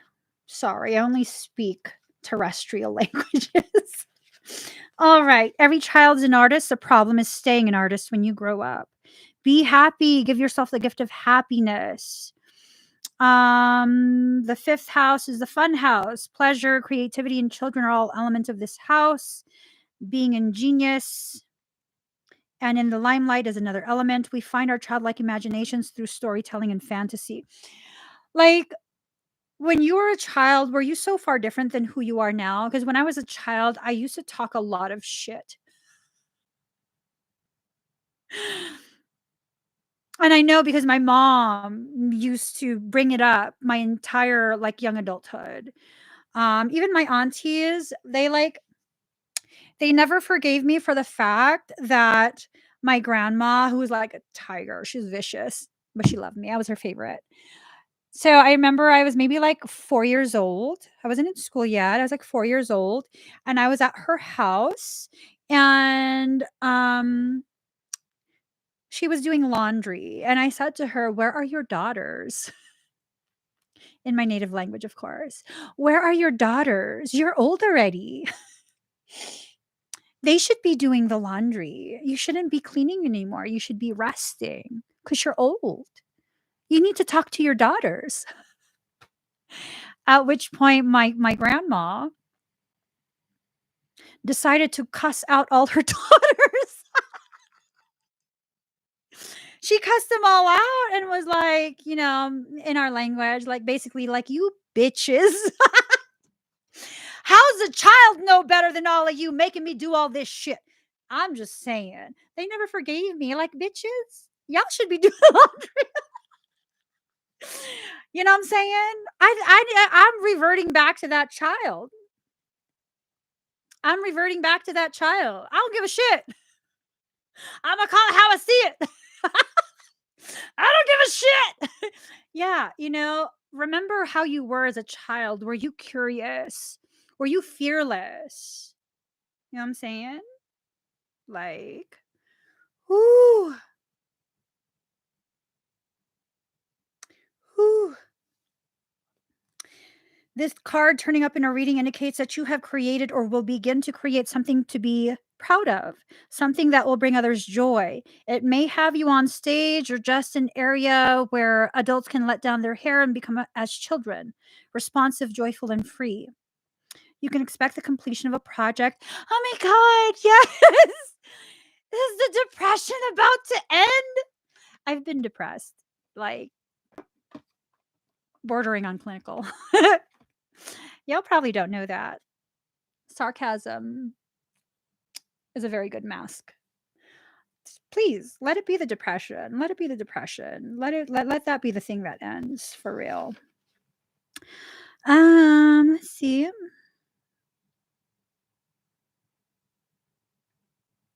So 5th house is a natural house position for the sign Leo, someone close to you, a potential lover. A potential lover. A mate or the two of you together will make a striking appearance. It's time to go out and be seen. This card may turn up during the time of a budding romance. Perhaps your current relationship will go through a positive transformation, or perhaps there's a new potential mate on the scene. I'm just saying, the new potential mate, this budding romance, better be my husband, role playing the shit out of it. I'm just saying. Okay. Card number 18, Virgo, I analyze. Do not anticipate trouble or worry about what may never happen. Keep in the sunlight by Benjamin Franklin. You know, Benji, you're a fucking dick. You've done some really horrible things in history. Okay, Benji? Okay? Just sit on that false fiat with your smirk and shut your fucking mouth. I'm just saying. Worry and organization are the key traits of the sign Virgo and this card. Uh, Virgo is picky and exacting. They can be insanely organized. They're very helpful to others. They tend to be critical, but usually this criticism is applied to themselves. They are conscientious and highly intelligent.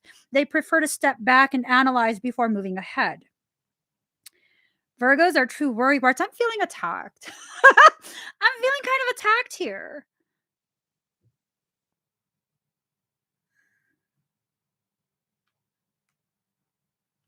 Let's see. This card also signifies a good time to get rid of your clutter. Living a cleaner life, focusing on details, and doing what needs to be done are now your focus. Just focus. This card also suggests you need to be more reliable in your approach. Problems won't go away. You must work, and they must be addressed. So you're saying I have problems.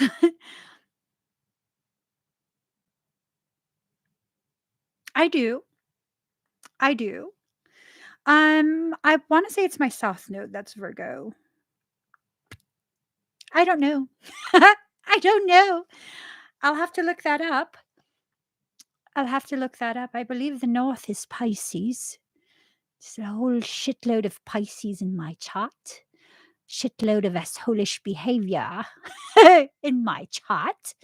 And shitload of like psychic shit in my chart. I just don't give a shit, is what it is. Neptune, sacrifice. Here comes the Pisces. Fucking A, Pisces. Here goes. Neptune. Sacrifice. The whole idea of compassion is based on a keen awareness of the interdependence of all these living beings, which are all part of one another and all involved in one another. You're being directed into an area which may feel like it's an unknowable. Surrendering to the mystery may work best now. Okay. This is a time where some may try to manipulate with their crisis and rescue cycles. I'm telling y'all. I'm telling y'all. My psychiatrist is waiting in 15 minutes to talk to me. Rescuing. Y'all, I don't know who does this. She's going to think I'm crazy. Literally, I'm going to talk to her in 15 minutes. And she said she was going to give me homework, which is cognitive behavioral therapy.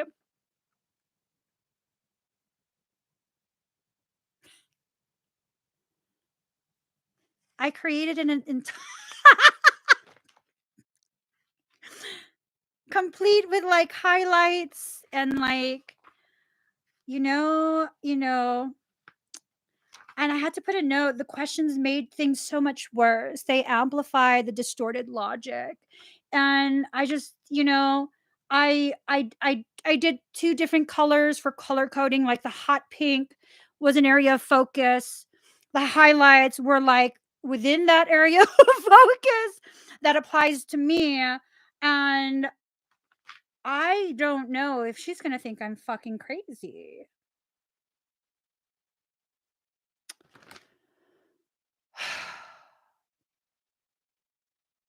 It's like this crisis that's playing out on paper, and then I had to turn it into like a report. And then there's this like note taking of the titration of medication. God damn it, woman. I just want to be well. I just want to fucking be well at this point. I'm sick and tired of the sarcasm. Let's see. Neptune shows where we are vulnerable and also where we want to escape to. There are opposites in all higher things. Lovers can become porn stars. Y'all, I gotta fucking stop. I gotta stop. Okay, next card. Saturn truth. Fuck Saturn. Saturn is a grotchki whore. I'm just saying. I'm sick of Saturn shit. I don't know why you say that, but I just felt it. I felt it. Saturn truth. As she has planted, so does she harvest. Such is the field of karma. The Saturn card says that it may feel bad now, but it's going to be resolved. Oh, maybe I like Saturn. Saturn also deals with power and control, often meaning, oh, no, you're not going there. Let's see.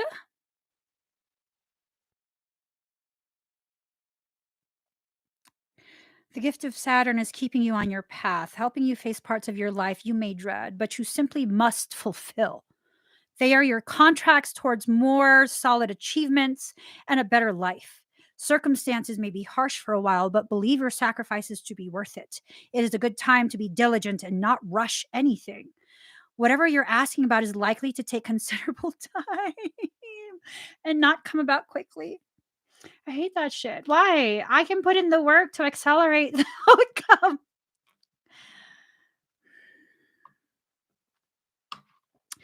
Everything in life comes very easy to me, and I hate it when some things don't. It's just bullshit. It's a waste of time. Irritates me. There's no, well, okay, I get it. There's a reason that sometimes things can't be easy and be accelerated. It's just inefficient. Card number 33, ninth house, faith.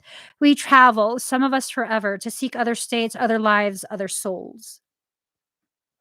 Anais Nin. I love her. Obstacles are being lifted. The ninth house in astrology is a house position for the sign Sagittarius. I love Sagittarius. Y'all be talking some shit though. You know what I'm saying? Especially the first half of Sagittarius. Y'all be pulling in too much of that Scorpio energy and the shit you talk be cutting down to the core. That's why I like you. Efficient. It's efficient. I'm just saying. Okay. Destiny, fate, and karma all come into play, as well as your view of what God may or may not be. Mhm. Since it opposes the third house of communication and writing, the ninth house represents publishing and influences through the written word. The ninth house also represents esoteric matters like psychics, psychic fairs, the new age, counterculture gatherings, or places where offbeat people gather together for some visionary cause. With this card, it's time to consider your impending plans in the broadest terms. It means you'll have to go outside of your ordinary life to achieve your goals. That means I have to talk to people in real life. Okay. This card indicates a temporary disconnect from close family where you depart from your known life into another one as a pilgrim or a seeker. It's okay to be a pilgrim or a seeker, just don't be a colonizer. All seriousness. All seriousness. Don't be a colonizer. That's all you're being asked to not be. In short, this card indicates that you're about to depart on an important journey, probably inwards. It may be an outward voyage, it may be an inward excursion. Either way, you'll be changed through the process. This card has to do with what has been tried and tested and what is already established. No matter how expansive or broad minded, it will be rooted in the traditional. What's this 1122? Who sent you, Michael? Did Michael send you? Hold on. I believe Michael sent you. Card number 32.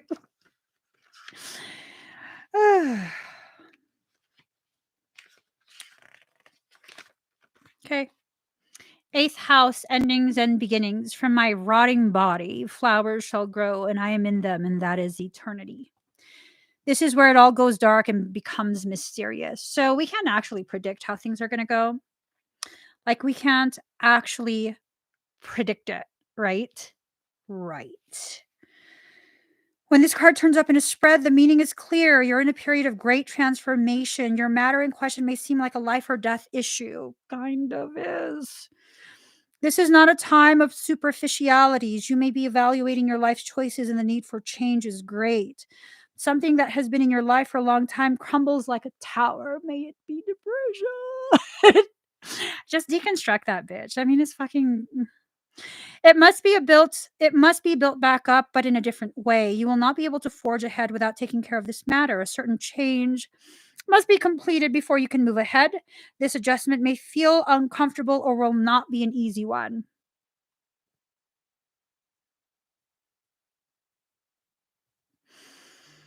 Psychic ability in all its forms is also one meaning behind this card. It suggests premonitions, visionary dreams, and seeing into the past, present, and future. But even more so, it indicates communications from spirits.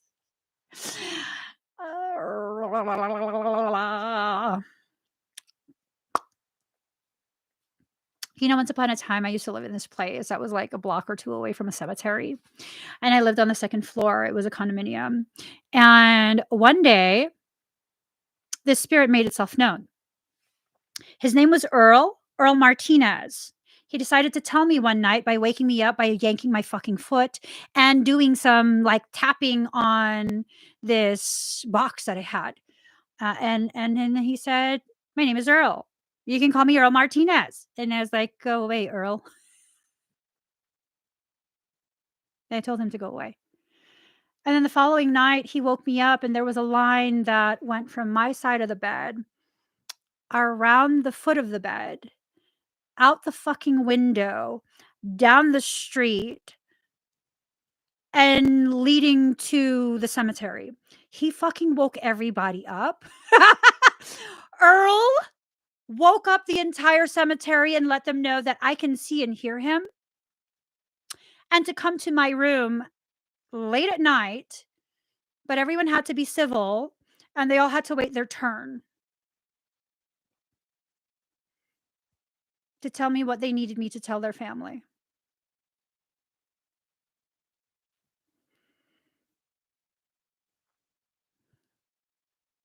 I still haven't forgiven Earl because I didn't want to do any of that. I'm good off spiritual communication. Like I'm good. I'm good off that. Mhm.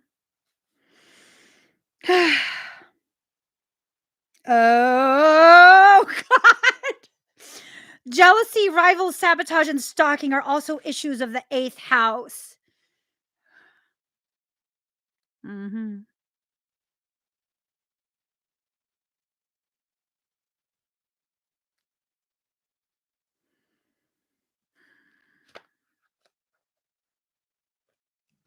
This is where we're ending the reading. I need to talk to my psychiatrist about this shit. I need to write this in my little handy dandy notebook. I don't have a pen. I need to note this. I'm I hope she doesn't know that I do the work that I do. Yeah, I don't know, guys. I don't know. I'm kind of sick and tired of rivals, stalkers, saboteurs, and whatever else. I'm so sick and tired of them. I'm so sick and tired of them. If you need to take a moment to kind of just stay on your own and be on your own and not deal with that kind of shit, just do it. Just do it. Gain clarity, gain some sense of stillness within yourself, and then allow that to be the very thing that you use to launch yourself forward into a new period of your life. We don't have to stay there anymore. We just don't. We don't have to stay there anymore. We don't have to be accessible to these types of people.